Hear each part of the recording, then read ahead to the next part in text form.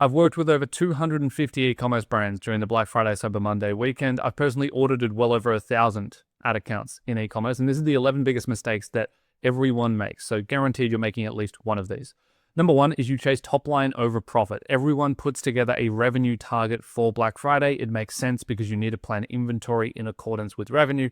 The issue is people don't work towards a contribution profit target. Why does this matter so much? Because people end up overspending. There is a point in which you spend more and you make such a little amount of revenue that you actually drive losses. For example, you might go and spend $250,000 across Black Friday and make $1 million in revenue, but you could have spent $200,000 and made $980,000 in revenue. And so that $50K in top end spend only resulted in an incremental $20K in revenue. So you just drove a bunch of losses. You turned over inventory for no reason and just made the P&L look worse. You may as well have just pulled back and been more efficient. And so I'd really advise that instead of going and putting together a revenue target for November and for December and for the weekend period, really look at what contribution profit number do you need. And contribution profit is always a function of the MER and spend. And so what efficiency and spend do you think is reasonable to be able to sit at? Where do you think that you'll start to see a decline, an erosion in efficiency? And then go and target there. Yes, the revenue number might not be as high as one of your friends who also owns an e-com brand or a large retail brand, but ultimately you end up with more profit at the end of the month. So ultimately, who won the period? Number two is misforecasting returning customer revenue. So if you're smart enough to delineate revenue down into its two subcomponents, being new and returning, people will go and take returning and go, well, we want 40% beat on last year, so times by 40%. You can't just simply generate 40% more returning customer revenue out of thin air. Returning customer revenue is a product of the historical cohorts that you have acquired. Meaning, if your new customer acquisition has been flat this year, or if it's even down, or let's say it's up by 3%, you cannot expect returning customer revenue to suddenly go up 40% because most of the returning customer revenue contribution within November comes from the cohorts acquired this year. And so it is already too late. If you're watching this video and your new customer acquisition has been flat this year, or it's up a little bit, or it's maybe a little bit down, sorry, your returning customer revenue is not going to be 40% better than last year. It might be 5 to 10% better at max. You need to forecast this correctly using proper forecasting methodology for returning customer revenue to know what you're actually going to do here. You can't just add a multiple and hope that it grows. That's not how it works. Number three, using business as usual ROAS targets or MER targets or whatever number you're using on discounted offers. This is a bad idea. The reason why this is a bad idea is because normally you might go and say, hey, we have a 4 MER target. Why do we have a 4 MER target? Well, because we have 50% gross margin and we have a 25% contribution profit target. Now, how do we get there? Well, because a 4 MER is the equivalent of 25% on marketing spend, which leaves you with 25% in contribution profit. Amazing. Now, the issue is that when you go and put a discount offer in place, your gross margin changes. Okay, your gross margin might go and decline to, let's say, 35%. In which case, if you're still targeting a 4 MER, what happens? Your contribution profit drops to 10. This is suddenly not a good position to be in because most brands have operating expenses above 10%, meaning you lost money in November. And so if you are going to change the unit economic profile of the offers, whether that's just flat discounting, whether you're doing bundles, etc., and we'll get into that in a moment, you need to change your MER target. You need to change your AMO or your ROAS target. Whatever you're using here, it needs to be adjusted in accordance with your new unit economics. Number four, treating Black Friday as a testing period. Black Friday is not for testing. Now, it's easy to think that it is. And the reason why it's easy to think that it is because you're probably spending 4x more than you normally spend in a month. So what does 4x more spend mean? Well, it means 4x more testing, right? Like we can go and put 4x more creative in. Let's go and test a bunch of stuff because we have the budget to do it. Let's not waste the budget. I don't think you should do this at all. The reason being is that, okay, you get conclusions. This worked, this worked, this worked. None of it actually holds moving into Jan and Feb.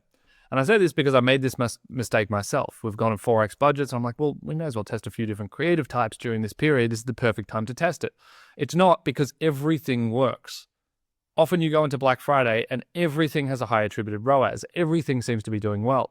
And the reason being is that people are cross-pollinating across all of the different ads that you're watching, and attribution is all over the place. And the reality is that if you're doing a 60% off offer, it doesn't matter what you put in front of people. If they're in the funnel, if they know about you, they're probably going to buy and take that offer. Whether it's a piece of UGC with an overlay or whether it's just a blank static image with an overlay, it doesn't matter. And so what ends up happening is that you do a bunch of testing. The conclusions mean nothing in business as usual settings because you can't actually draw conclusions because it was tested during a big peak period. And then number two, the testing, let's say the testing, as testing normally is, isn't 100% successful. Things fail when you test. You're going to decrease the actual efficiency of the time period. So not only do you make the time period worse in terms of efficiency because you do a bunch of testing with the budget, but number two, all that testing is for nothing because you can't even use the insights moving forward. So don't treat Black Friday as a testing period. Number 5, turning off evergreen winners. Massive mistake. I say this because I made this mistake about 3 years ago. Turned off evergreen winners on a big account. Don't do it. Evergreen winners continue to perform well. Now, you probably need more budget into Black Friday ads. So there is a position here, and this is very common. You pull budgets down a little bit on your evergreen campaigns. You cut things that are, they're doing okay, they're profitable, but they're not fantastic. But for most accounts, evergreen winners not only will continue to perform through Black Friday, but they'll substantially increase. And so don't turn them off. You're just going to hurt your overall efficiency and ability to generate revenues through the period. Number 6, launching too late in late BFCM year. What does this mean? Well, Black Friday this year is on the 28th of November. Now, when you think about an average consumer, which is not anyone watching this video, what's going through their mind is, I know Black Friday is somewhere towards the middle to end of November. And that's it. They don't know when the actual date is. People aren't penciling it in their calendar. Maybe some people are. Most people aren't. Most people just know, in November, I should probably hold off in October because there's going to be big sales. And that's what happens.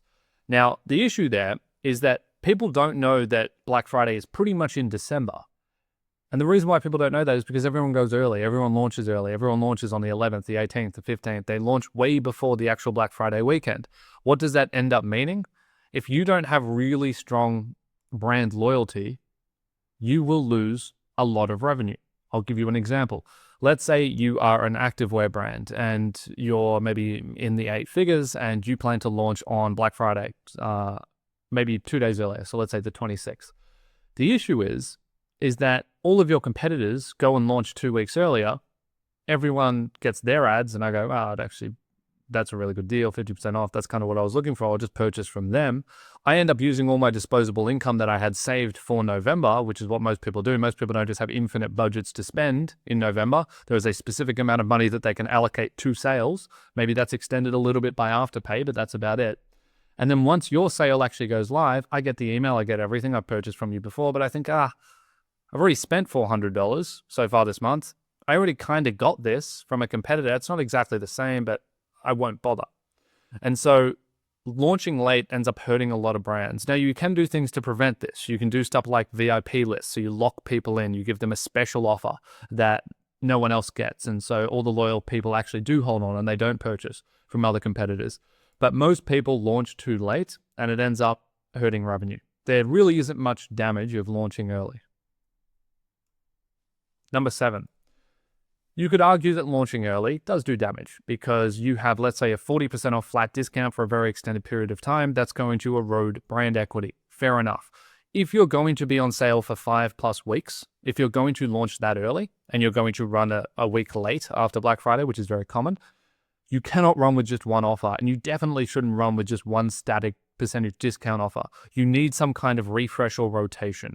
And so do not run with just one offer for 5 weeks. What does that offer rotation typically look like? Well, generally you would enter with a bundle offer in some capacity. You would then, as you move into the main Black Friday period, go into flat discounting. Why? Because it's the easiest way to communicate with the customer very, very quickly. You do not want complicated messaging during the tight squeeze across Black Friday weekend. And then moving out of Black Friday weekend, you want to go into single core SKU discounting. Okay, the reason being is gifting in December. Number 8, overscaling Google. literally everyone does this, which is that Google's return on ad spend quadruples overnight as you go into November. And so logically, you're like, well, my target ROAS is a 10. I'm currently at a 40. Let's just go and crank Google spend. Google, for most brands, this doesn't apply for everyone, but for 70% of brands watching this, isn't as incremental as you think it is. And so you end up just cranking a bunch of spend into Google to spend more on the existing revenue that you would have gotten anyway.